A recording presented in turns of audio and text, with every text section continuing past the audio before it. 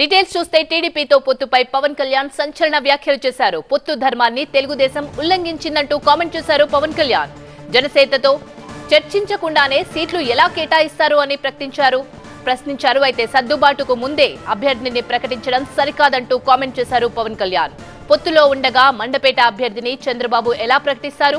చంద్రబాబే CM అభ్యర్థి అని లోకేష్ ప్రకటించినా నేను మౌనంగా ఉన్నా. జగన్ ను గద్దెదించడం కోసమే నేను సంయమనంతో ఉన్నానని కామెంట్ చేశారు పవన్ కళ్యాణ్. పొత్తు విచ్ఛిన్నం కావాలంటే ఎంతసేపు? పొత్తు ధర్మం పాటించకుండా అభ్యర్థుల్ని ప్రకటించడం ఏంటి? టీడీపీ ప్రకటన జనసేన నేతలకు ఆందోళనకు గురి చేసింది అంటూ కామెంట్ చేశారు. పొత్తులో ఉండగా మండపేట అభ్యర్థిని ఎలా ప్రకటిస్తారు? చంద్రబాబు ప్రకటనతో జనసేన నేతలు ఇబ్బంది పడ్డారు. మండపేటలో జనసేనకు 18% ఓట్లు వచ్చాయి. ఇప్పుడది 28% పెరిగింది.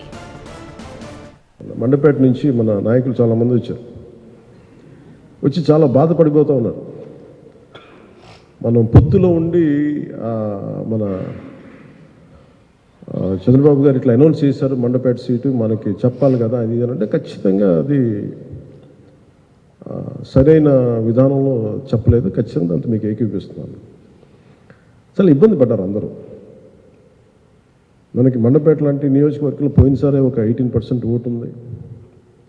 అది ఈ రోజున చాలా బలమైన అబౌవ్ 23, 28 ఎగ్జాక్ట్ 28 దాదాపు 26 నుంచి 27 ఒక 10% పెరిగింది పోయిన దానికి ఈసారికి.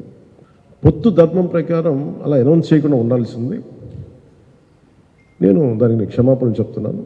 ఖచ్చితంగా నెక్స్ట్ మీటింగ్లో దాని మీద వివరణ ఇచ్చి దాన్ని ఎలా సరిదిద్దుతాం అని ఒక మాట ఇచ్చి పంపించాం. కొన్ని ప్రత్యేక పరిస్థితులు ఉంటాయి, వాళ్ళు కూడా మనం అర్థం చేసుకోవాలి కదా. 4 దశాబ్దాలు సుదీర్ఘ అనుకున్న వ్యక్తులు, ఒంటరిగా వాళ్ళ సొంత పార్టీ నడిపిన వ్యక్తులు, ఒక్కోసారి ఎట్లా ఉంటుందంటే పొత్తు ఆ సైజు వ్యక్తులకి ఒక ఇరుకు చొక్క మనకి అథారిటీ దారేదులో చెప్తూ ఉంటాం. ఒక బలమైన వ్యక్తికి సరిపోయిన కోటేస్తే కొంచెం ఇరుగ్గా ఉంటుంది కదా, టైట్గా ఉంటుంది. అలాగే ఒకసారి పొత్తు ఆ స్థాయి నాయకులకి చాలా ఇబ్బందిగా ఉంటుంది ఒక్కోసారి. కానీ వాస్తవాలు వేరుంటాయి, క్షేత్రస్థాయి పరిస్థితులు వేరుగా ఉంటాయి. అందుకని ఒక్కోసారి అనుభవం వీటి ఒక్కోసారి గబుక్కుని ఒక మాట అన్నిస్తుంది.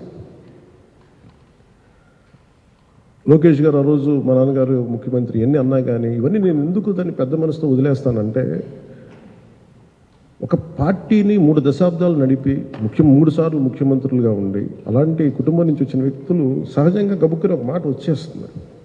అంటే నేను చాలా ఆలోచించి, ఎందుకంటే ఒక పొత్తుని ఇబ్బందిగా గురి చేసి ఒక మాట మాట్లాడడం చాలా తేలిక.